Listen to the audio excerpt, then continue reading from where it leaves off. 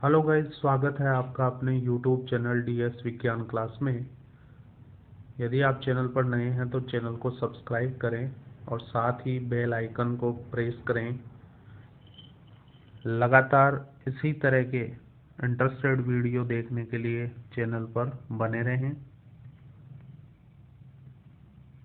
चलिए स्टार्ट करते हैं आज के क्वेश्चन आंसर। फर्स्ट क्वेश्चन है, अभिक्रियाशीलता के आधार पर धातु का घटता क्रम है। मेटल की जो अभिक्रियाशीलता है उसके आधार पे धातु का घटता क्रम हमें बताना है। यानी कि सबसे पहले जो मेटल आएगी उसकी अभिक्रियाशीलता सबसे ज़्यादा होगी, उसके बाद जो आने वाली मेटल है उसकी अभिक्रियाशीलता पहले वाली से थोड़ी कम होगी। इस तरीके से थोड़ी थोड़ी कम होते हुए घटते हुए क्रम में हमें ये बताना है कि मेटल का क्रम जो है वो अभिक्रियाशीलता के आधार पर कम होता हुआ।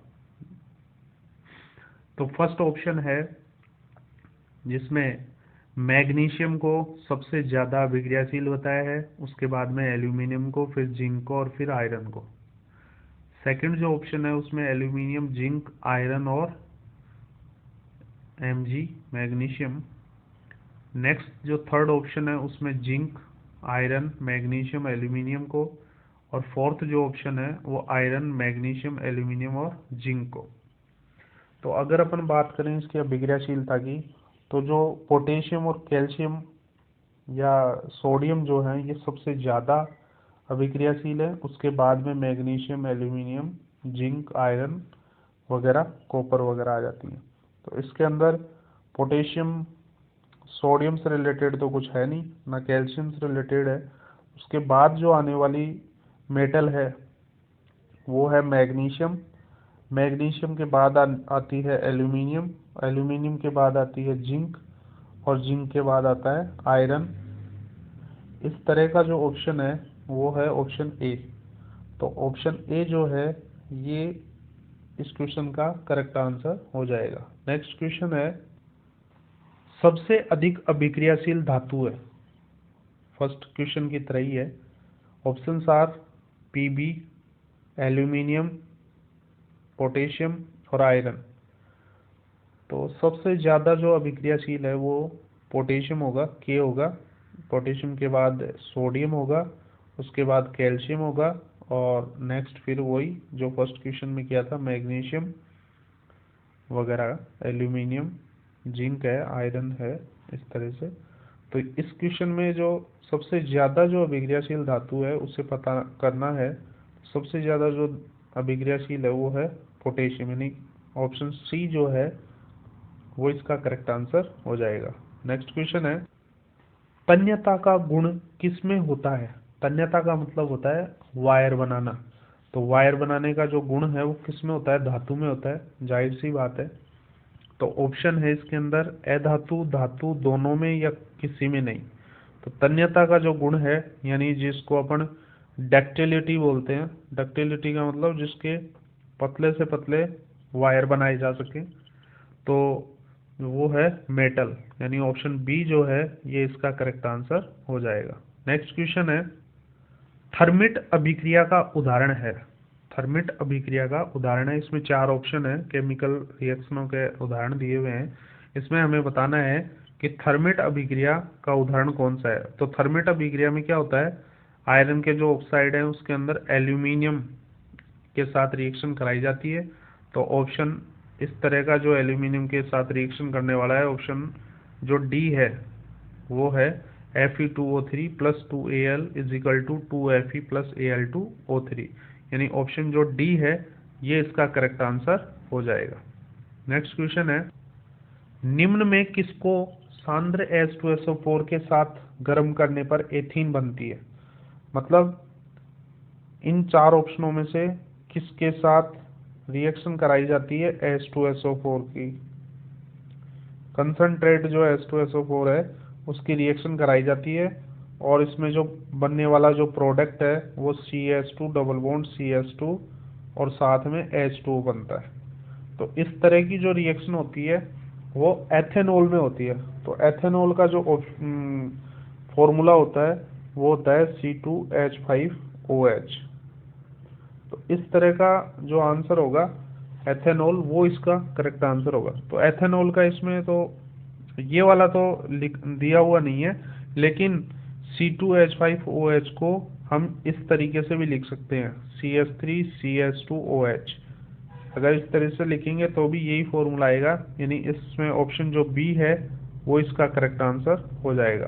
नेक्स्ट क्वेश्चन है, एसिटिक अम्ल के कितने प्रतिशत विलयन को सिरका कहा जाता है? एसिटिक एसिड जो होता है CH3COOH, इसके अंदर कितने प्रतिशत विलयन जो होता है वो सिरका कहा जाता है?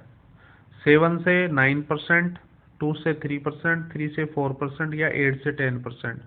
तो एसिटिक एसिड का जो 3-4% जो होता है वो सिरका कहलाता है। तो ऑप्शन जो सी है वो इसका करेक्ट आंसर हो जाएगा। नेक्स्ट क्वेश्चन की बात करें तो नेक्स्ट क्वेश्चन है, आयनिक यौगिकों के गलनांक और क्वथनांक होते हैं। तो आयनिक यौगिकों के गलनांक और क्वथनांक कैसे होते हैं? ऑप्शन है निम्न, अति निम्न, मध्यम या उच्च। तो आयनिक यौगिकों के जो गलनांक या क्वथनांक, मतलब आयनिक यौगिक जो है जिस टेम्परेचर पे गलने लग जाए या जिस टेम्परेचर पे वो उबलने लग जाए, जो गलनांक और क्वथनांक होते हैं, तो वो आयनिक यौगिकों के कैसे होंगे? तो आयनिक यौगिकों के जो गलनांक और क्वथनांक है वो उच्च होंगे, यानी ऑप्शन जो डी है वो इसका करेक्ट आंसर हो जाएगा। अच्छा क्वेश्चन है ये। मार्स गैस में मुख्यतः होती है, मार्स गैस जो होती है उसमें इन चार ऑप्शनों में कौन सा उत्पाद जो है वो मुख्यतः पाया जाता है? C2H2, C2H6, CH4 या CO। तो मार्स गैस का जो मुख्यतः मार्स गैस के अंदर होती है वो होती है मेथेन, और मेथेन का जो फॉर्मूला होता है वो होता है CH4, मेथेन। तो ऑप्शन जो सी है वो इसका करेक्ट आंसर हो जाएगा। नेक्स्ट क्वेश्चन है, निम्न में कौन सा यौगिक ब्रोमीन जल को रंगहीन करता है? ब्रोमीन जल को रंगहीन कौन सा यौगिक करता है इनमें से? ऑप्शन है C3H8, C4H10, CCl4 या C3H4। तो ऑप्शन जो डी है ये इसका करेक्ट आंसर हो जाएगा।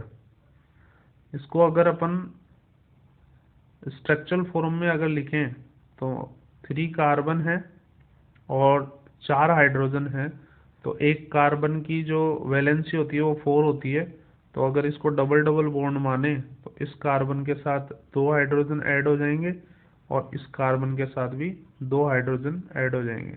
इस तरह से जो C3H4 है ये इसका करेक्ट आंसर हो जाएगा, जिसको अपन प्रोपीन भी बोलते हैं, प्रोपीन। नेक्स्ट क्वेश्चन है,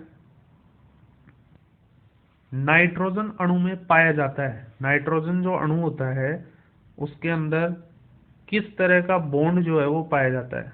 त्रिसहसंयोजी bond, single bond, double bond या आयनिक बॉन्ड। मतलब त्रिसहसंयोजी आबंध पाया जाता है, एक सहसंयोजी आबंध पाया जाता है, द्विसहसंयोजी आबंध पाया जाता है या आयनिक आबंध पाया जाता है। तो नाइट्रोजन जो होती है उसके अंदर नॉर्मली नाइट्रोजन का जो अणु होगा, नाइट्रोजन की बात करें यानी N2 जो अणु होगा उसके अंदर नाइट्रोजन के बीच में कितने बॉन्ड होंगे? तो ट्रिपल बॉन्ड होता है नाइट्रोजन के बीच में। तो ऑप्शन जो ए है ये इसका करेक्ट आंसर हो जाएगा। अगर आपको वीडियो पसंद आया है तो वीडियो को लाइक करें और शेयर करें। Thank you.